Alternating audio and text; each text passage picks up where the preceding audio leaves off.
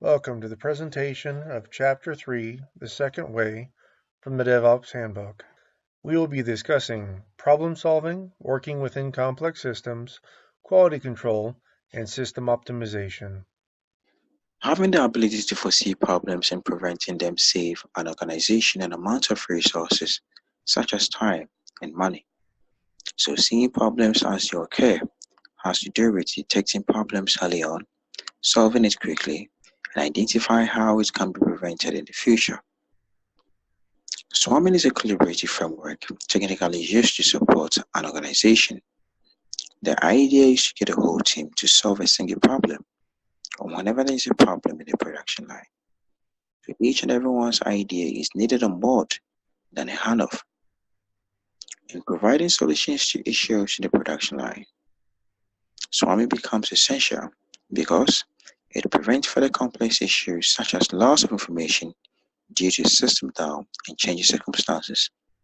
It prevents the introduction of new work, which might lead to errors into the system, and also prevents issues from getting bigger and expensive to fix.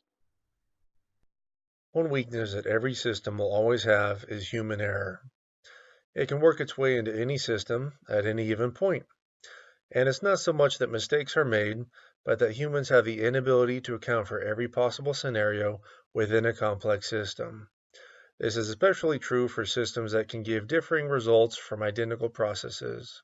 All we can do is attempt to contain any failures before they metastasize.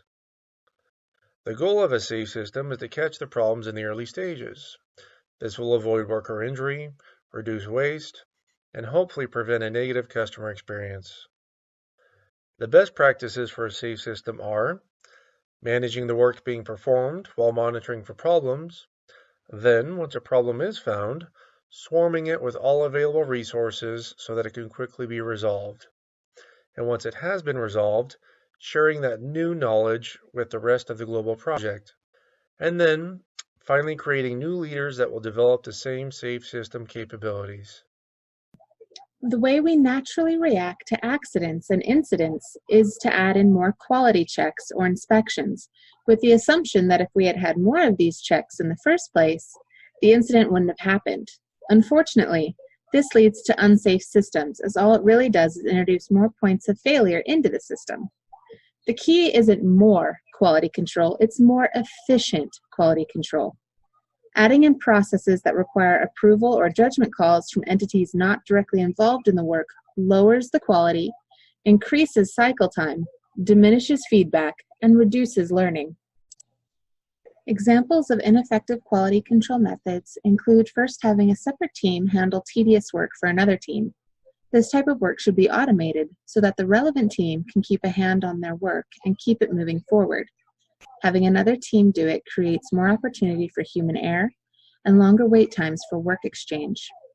Second, requiring approval from people further removed from the work itself.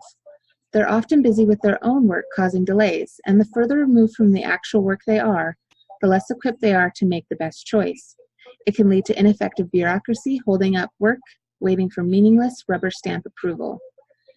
Third, spending time and effort documenting unnecessary data that doesn't actually help improve quality, but takes up time and space only to be obsolete immediately after. And finally, fourth, sending large batches of work off for approval or to special committees, drawing out the wait time and increasing the approval issue previously mentioned. The ideal scenario is to have everyone in the value stream find and fix problems within their own work, reaching out for peer feedback for proposed changes instead of a far-off administrator, and using automation wherever possible for quality checks.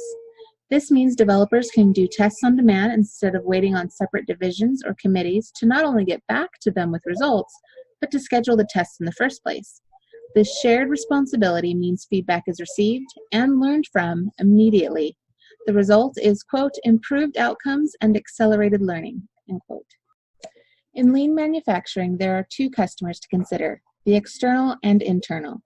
The external customer is the one often paying for the product or service. They're at the receiving end. The internal customer is the one that receives and processes the work next. They're the next stop downstream. This internal customer is the most important. This is why it is essential to continually optimize for the downstream. By considering the needs of the next step and addressing them, we create quality at the source. In conclusion, feedback as immediate as possible is essential to achieving the kind of quality, reliability, and safety desired in technological value streams.